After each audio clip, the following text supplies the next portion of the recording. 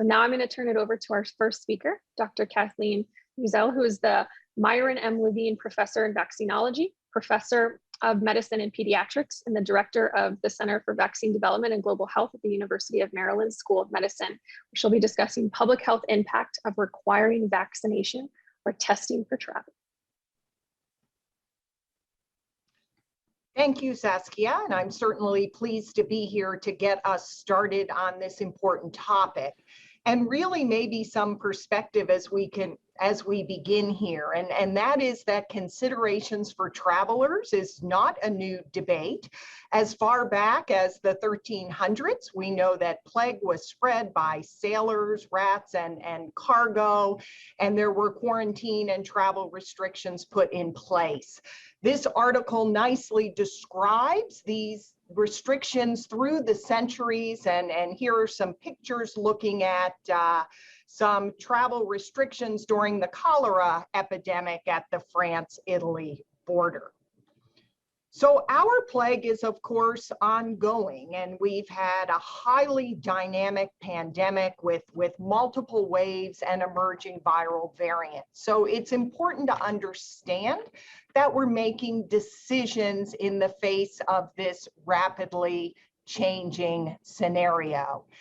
And you'll hear more about this from Angela, but here's the latest World Health Organization map on the alpha, beta, gamma, and delta variants. And of course, as Saskia mentioned, it's the delta variant, which has been our latest surprise and is giving us our latest challenges.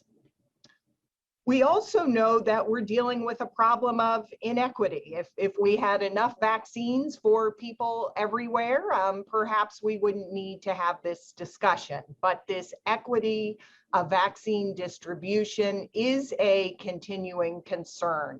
And if you look at these data from our World in Data, and I pulled these yesterday, you can hardly see the line for the number of doses administered by country income level for low income countries.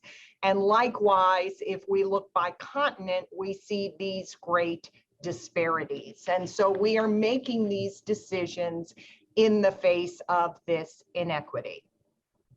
And this is just another look on a map of the COVID-19 vaccine doses administered per 100 people. The goal here is to turn this map dark blue, and you can see we have a long way to go to reach that goal. So what about the evolution of travel measures? This has also been highly dynamic. And as I think about a complex issue, I always like to start with the goal. And what is our goal?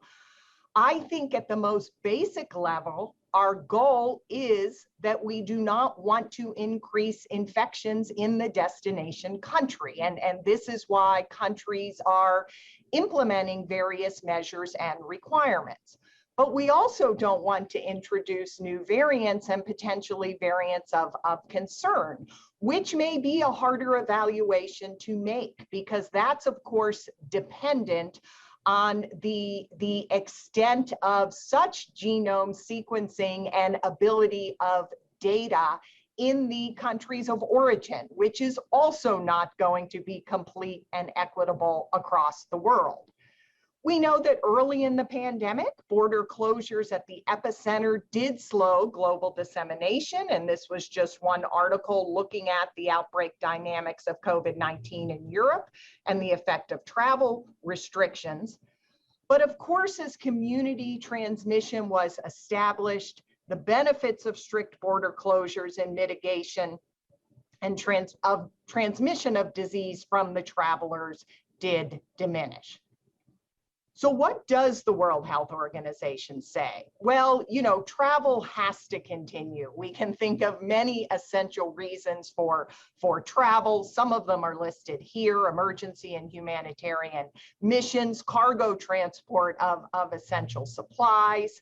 You know, as travel resumes and increases, then we have to look at risk mitigation measures, and they need to be evaluated. They need to be based on risk assessments.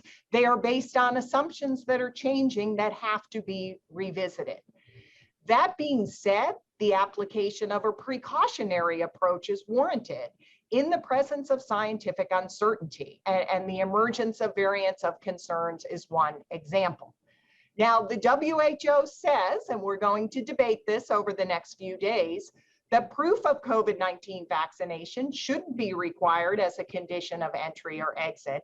However, they do talk about that implementing testing or quarantine requirements as a condition of entry may be based on whether someone is vaccinated or has had SARS-CoV-2 infection.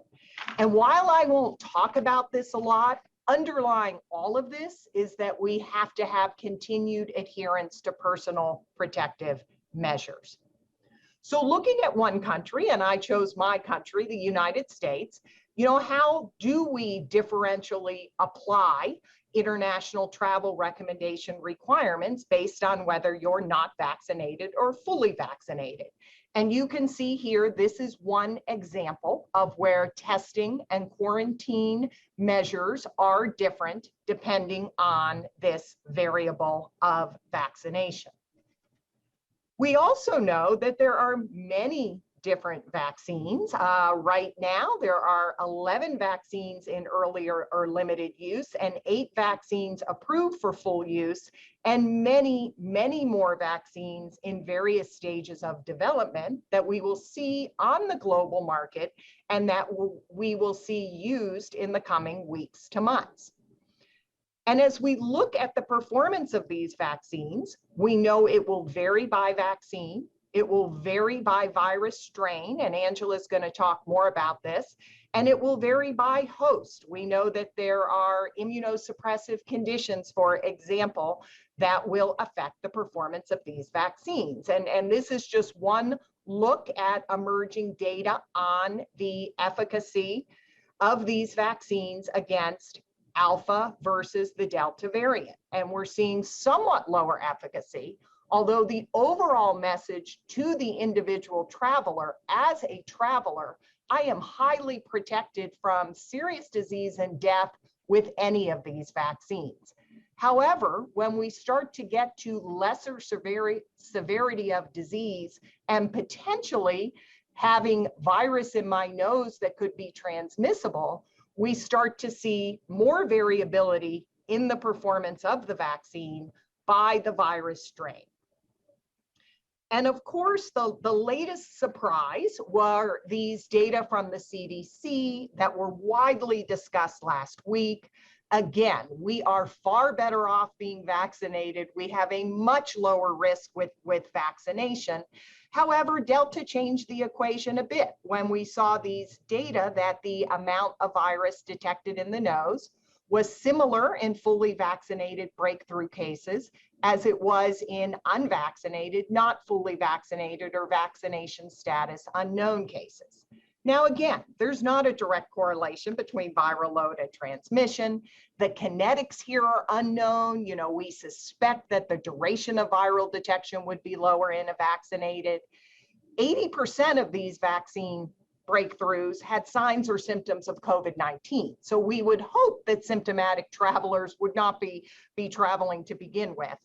But we also know that asymptomatic breakthrough may be underreported. So let's turn just quickly now to viral testing principles and precautions, which I was asked to address. Again, what is the goal of testing for travelers? We are really trying to identify people who are capable of spreading the virus. Generally, this is going to mean they are asymptomatic. Not always, but for the most part, we will be screening people separately with symptoms and looking at testing of asymptomatics and trying to identify carriers or people in that incubation stage. Now, we have to recognize, as with vaccines, that EUAs are issued for each individual test with certain conditions of authorization required at the time of the manufacturer and the library. It's a snapshot in time. And again, I could be negative today, but harboring that virus and reach the sensitivity of the test and be positive tomorrow. There are point of care tests versus rapid tests.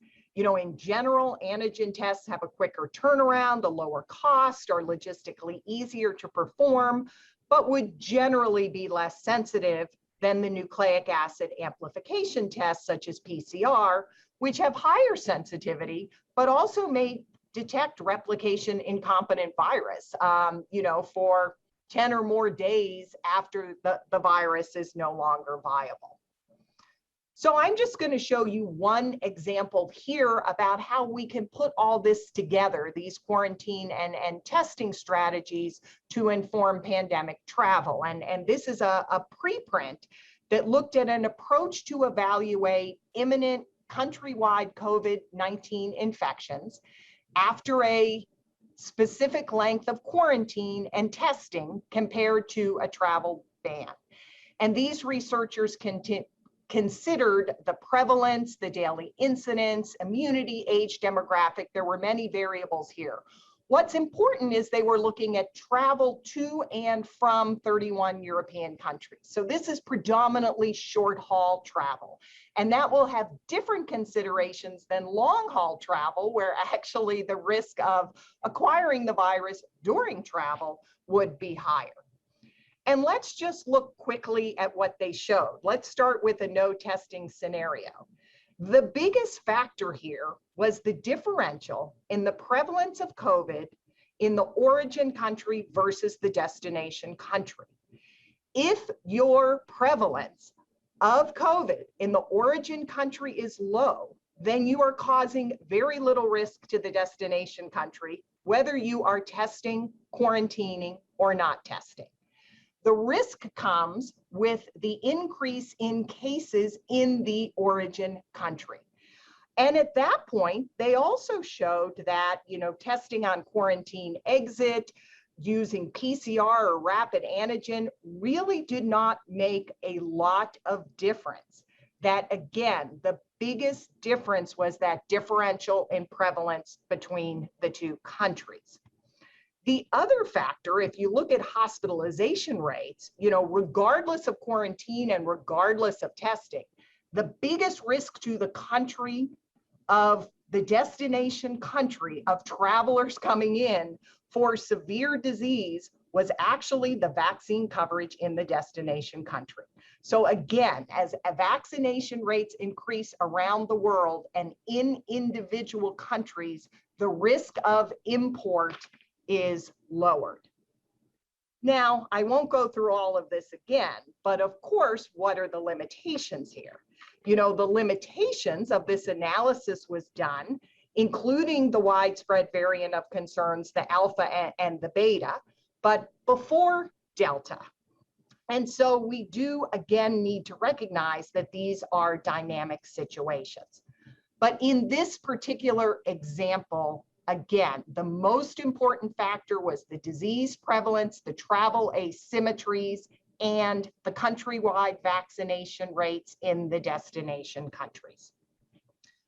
So in summary, COVID-19 is a rapidly evolving pandemic. We absolutely need safe and effective vaccines that are accessible, affordable, and globally available. We should expect differences in performance of these vaccines based on host characteristics, outcome, symptomatic versus detection of virus, and by strain. Testing for SARS-CoV-2 is widely available and employed, but we have to expect differences in the performance of these tests. And so as we think about travel requirements over these next few days, we really have to align them with the goal, balancing public health with the political, ethical, social, and economic considerations, and also incorporating new data and assumptions into these modeling efforts to inform our decisions.